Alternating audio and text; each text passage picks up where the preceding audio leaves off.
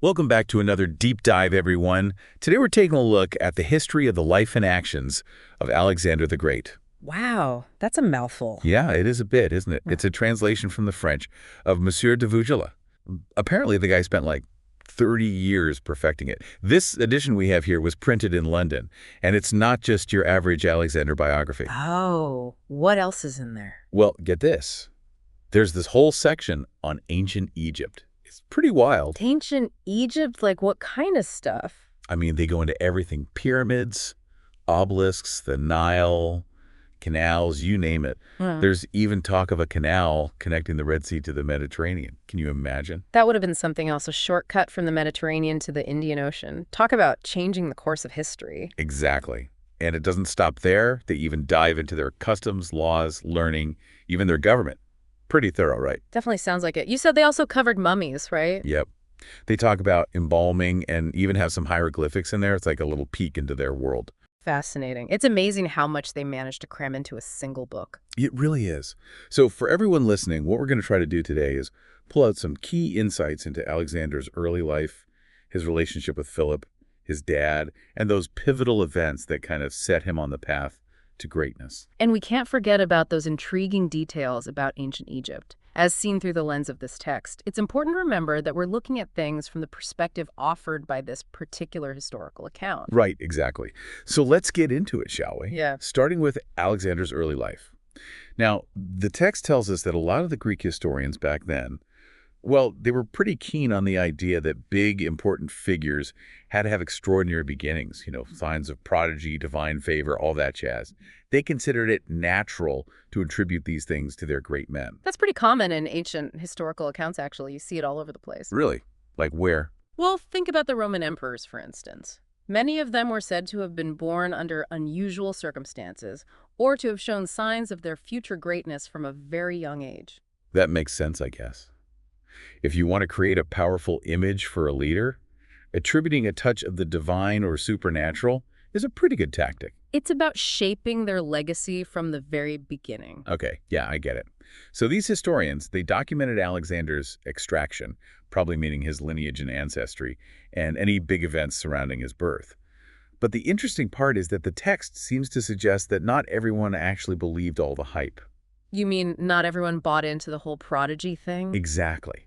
The text even mentions little resemblance of belief as well as fear or flattery, almost like some folks were playing along out of fear or trying to suck up. Interesting. That kind of adds a layer of complexity to things, doesn't it? It makes you wonder how much of what was written about Alexander, even early on, was truly objective fact versus, well, a bit of spin, let's say. Spin? You mean like propaganda?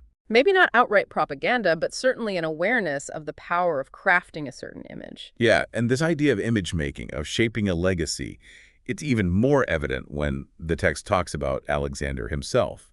It suggests that after Philip's death, Alexander, wanting glory and his name to be remembered forever, basically went out and found people who could leave to succeeding ages the pictures of his courage and be the remembrancers of his actions. It's almost like he was consciously building his own historical brand from the get-go. That's a crucial point. Was Alexander simply a remarkable individual whose deeds led to a grand historical narrative, or was there a conscious effort on his part to cultivate that narrative? This text seems to lean towards the latter. It definitely makes you think, doesn't it? Okay, so moving on to Philip, Alexander's father. The text really highlights how the Macedonians had high expectations for their leaders, and this was heavily tied to their claimed heritage. Remember how they believed their kings were descended from Hercules? Oh, absolutely. Claiming a connection to a legendary hero like Hercules would have been incredibly powerful in terms of legitimizing their rule. It ties into a broader pattern we see throughout history where rulers often claim divine or semi-divine ancestry to justify their power. Right, so it wasn't just about brute force, but about a kind of divine right to rule passed down through these legendary figures. And it doesn't stop there. The text specifically mentions that Alexander's mother was supposedly from the bloodline of Neoptolemus. Neoptolemus, the son of Achilles, that's another incredibly strong link to heroic figures from Greek mythology. It's like they were trying to say that Alexander was destined for greatness from both sides of his family. Double dose of legendary genes. And let's not forget that Philip himself was described as having pedigree from the house and blood of great activities. It seems like ancestry really mattered to these guys. It did. And it wasn't just about family trees. The text emphasizes Philip's own achievements, particularly his military successes, and suggests that these experiences heavily shaped what the Macedonians expected from their leaders. It's like Philip set the bar really high. And that bar was set even higher for Alexander, right? Right. The text specifically mentions how important Philip's education of Alexander was. It wasn't just about sending him to a fancy school, it was about molding him into a leader. Absolutely. It was a deliberate effort to pass on the skills and knowledge that Philip had accumulated through years of experience. He was preparing Alexander for the challenges of leadership, and that included not just military strategy, but also statecraft, diplomacy, all the complexities of ruling a kingdom. Wow. Being the son of Philip sounds like it came with a lot of pressure, like living up to those expectations. I'm sure it did. But it wasn't all about pressure and expectations. We also get a glimpse into their personal relationship through some reported speech attributed to Philip. Apparently, Philip was quite proud of Alexander's spirit and greatness of mind, but also worried that his son's ambition might eclipse his own achievements. That's fascinating. So even while recognizing Alexander's potential, there's a hint of paternal concern, maybe even a touch of rivalry. It's a very human element in this grand historical narrative, isn't it? And what's even more interesting is Philip's apparent hope that Alexander would be driven not just by earthly glory, but also by a desire to please the gods. It suggests a tension between worldly ambition and a sense of divine duty, a theme that we see recurring throughout history. That is a fascinating dynamic, isn't it? Okay. Okay, so now let's zoom out a bit and look at the bigger picture in Macedonia. The text describes Philip's reign and his efforts to consolidate power. He had to bring various regions under his control, some of whom were likely paying tribute or had been rebelling. And that's an important point for understanding Alexander's inheritance. Philip didn't just hand him a stable and unified kingdom. He spent years building that kingdom through both military might and strategic alliances. So Alexander was stepping into a pretty powerful position, thanks to his father's work. And Philip didn't stop there, did he? He was also preparing for something bigger. A war with Persia. Exactly. The text explicitly states that Philip was laying the foundation for the war he had designed into Persia.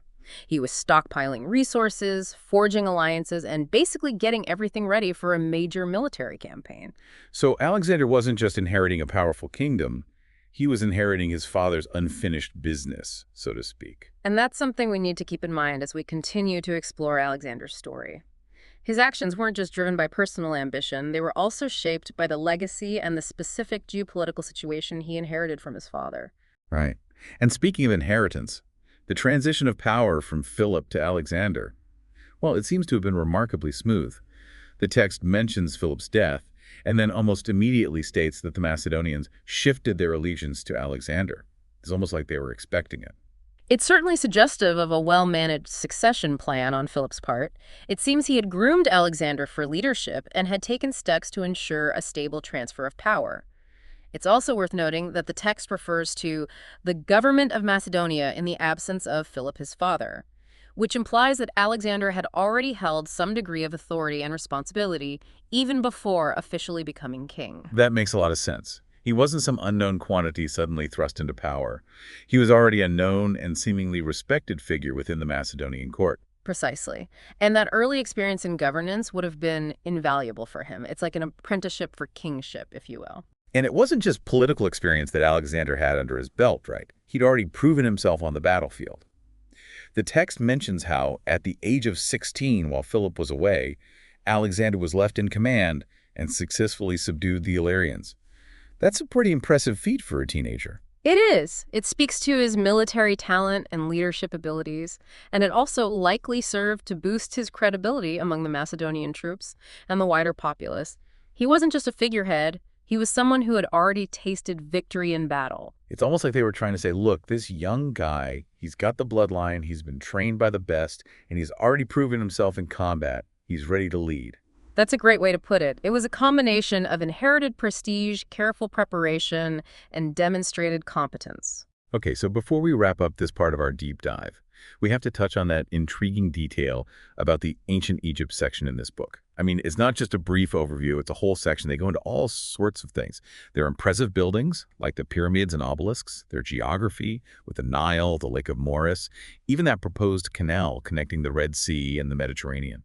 It's a really fascinating inclusion if you think about the broader context of historical writing at that time. It speaks to a widespread curiosity about the ancient world, particularly civilizations like Egypt that were seen as both mysterious and impressive. Right, and they don't just describe the physical stuff. They delve into their customs, laws, learning, even their government. They clearly wanted to give a fairly complete picture of Egyptian society. And don't forget the details about their funerary practices. They talk about embalming, the treatment of dead bodies, and even have those Egyptian mummies exactly drawn with their hieroglyphic characters interpreted and explained. It's like a little window into their beliefs about the afterlife and their fascination with preserving the body. It really is. And you have to wonder, why include all this detail about Egypt in a book about Alexander the Great? Well, I think it serves a couple of purposes. First, it provides a broader context for Alexander's story. Remember, he was operating in a world where Egypt was a major power, and his own conquest would eventually lead him to Egypt, where he would be declared pharaoh. Right, so understanding Egypt is crucial for understanding Alexander's world and his own place in history. Exactly. And second, I think it reflects the intellectual interest of the time.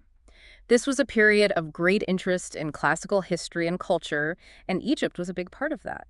Including this section on Egypt adds another layer of depth and richness to the book, making it more than just a straightforward biography. It makes it more like a cultural encyclopedia of the ancient world, with Alexander's story at the center. That's a great way to put it. All right, so to recap for everyone listening. Yeah.